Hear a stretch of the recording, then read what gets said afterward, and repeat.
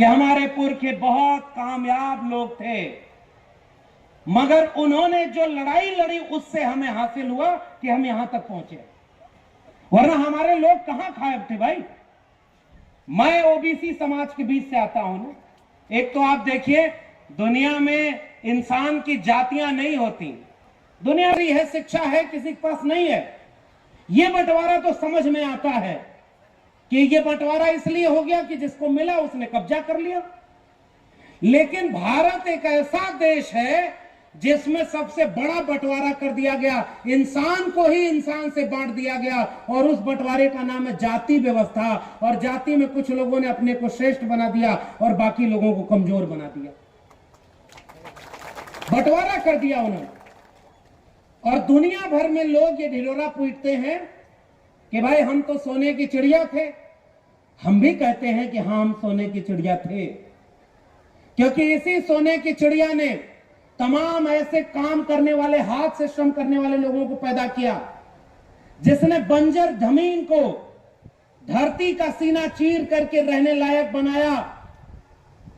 इस जल जंगल जमीन के बीच में रह करके इस दुनिया को रहने लायक बनाया हमारे पुरखों ने।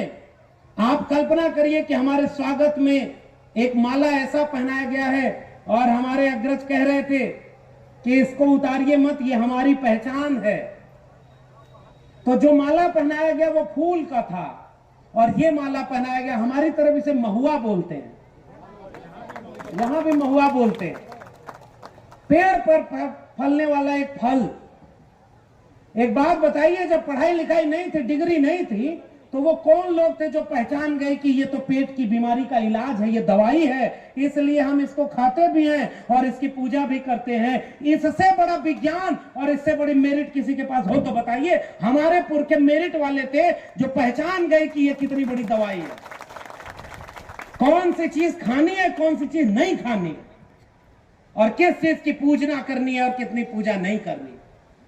और मैं तो आदिवासी समाज के बीच में जब आता हूं और ओबीसी समाज का हूं, एक बहुत बड़ी बात आपके बीच में कह रहा हूं। मैं जब भी, पिछली बार भी आया, इस बार भी आया, तो सबसे शुरू में एक बात कह रहा हूं, हम ओबीसी समाज के लोग जब आदिवासी समाज के लोगों के बीच आते हैं तो ऐसा लगता है कि एक भाई अपने भाई के घर गया है, क्योंकि वही संस्कृति हमारी भी है और वही संस्कृति आपकी भी है।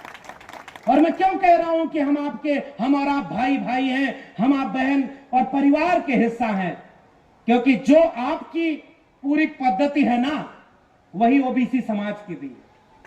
मैं तो उत्तर प्रदेश से आया हूं। आप कल्पना करिए, उत्तर प्रदेश के पूर्वांचल में रहने वाला एक व्यक्ति, जिसके पुरखे गाय भैंस चराया करते थे, खेती बाड़ी किया करते थे, वो छत्तीसगढ़ के धमतरी में अपने लोगों के बुलावे पर आ जाए। यह संभव होता क्या अगर इस देश में भारत का संविधान लागू नहीं होता तो? उसने हमें और आपको मिला दिया, और आज कुछ लोग इस संविधान को बदलने की बात करते हैं।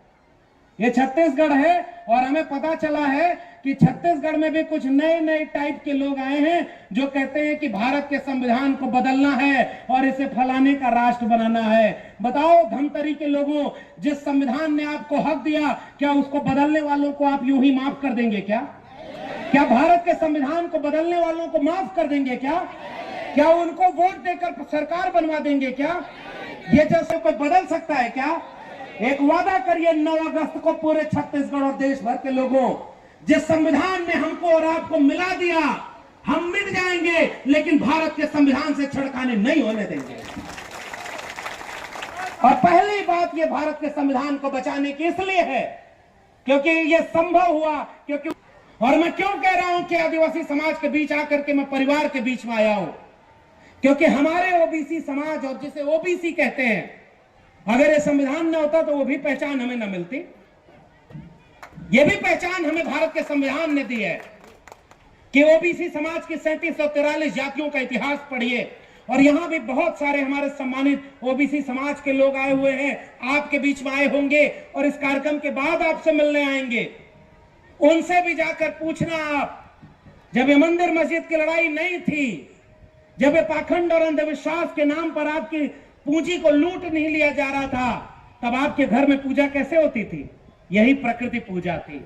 हम भी अपने घर में शादी विवाह होता था तो कहीं घास का दूध, तो कहीं चावल में हल्दी, तो कहीं कोई गाय और उसका वो सारी चीज, दूध दही, और उसके बाद प्रकृति की पूजा करके कोई बच्चा पैदा हो या कोई मर जाए या कोई शादी विवाह हो या किसी का और कोई फंक्शन हो, हम भी प्रकृति पूजक हैं और आदिवासी समाज भी प्रकृति पूजक है। इसलिए हमारा रिश्ता परिवार का रिश्ता है। और आज कुछ लोग हमें बांट रहे हैं भाई। वो कहते हैं कि ओबीसी अलग है, आदिवासी अलग है। और मैं जब आपके बीच में आया और वहां जो देवता की पूजा के लिए आप ले गए, तो मैंने देखा कि वहां कोई देवता नहीं और वहां कोई बीच में पुरोहित नहीं बैठा, सीधे प्रकृति आपके सामने कुछ चिन्हों से बैठी हुई। वो प्रकृति है, वो धरती के प्रतीक हैं। कोई अन्न बीज है, कोई खाने वाली चीज है, यानी जिन चीजों से हमारा वजूद है हम उसे ही पूजते हैं और उसी के सामने झुकते हैं। ये बीच में कौन आ गया भाई जो कहता था कि हम तुमको भगवान से मिला देंगे? अरे हमारा तो डायरेक्ट कांटेक्ट है, इसलिए बीच वालों को सबसे पहले निकाल दो आप।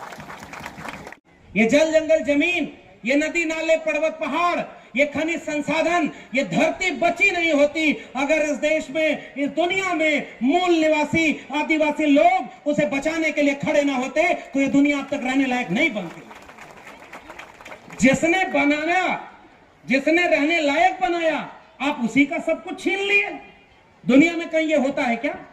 अब इसलिए आज के दिन मैं रिश्ता जोड़ने आया हूं और ये रिश्ता हमारा जुड़ा हुआ रिश्ता है भाई।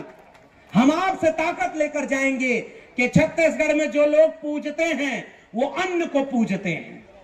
हमारे ओबीसी यहां जितने किसान जातियां हैं वहां भी एक फसल कटती है, दूसरी फसल बोई जाती है, तो उसके बीच में त्योहार पड़ता है जिसमें हम फसल की पूजा करते हैं ताकि हे धरती अगली बार हम और मेहनत करेंगे, अगली बार और हमारे लिए फसल देना ताकि हम दुनिया भर के लोगों का पेट भर सके।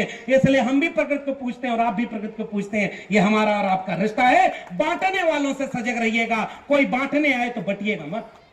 दूसरी बात, ये छीना झपटी कैसे हो गई? अगर ये धरती हमारी थी तो एक बात बताइए, इस धरती पर आज भी हमारी जल जंगल जमीन छीनी क्यों जा रही है हमसे? अभी हमारे सम्मानित लोगों को एक पट्टा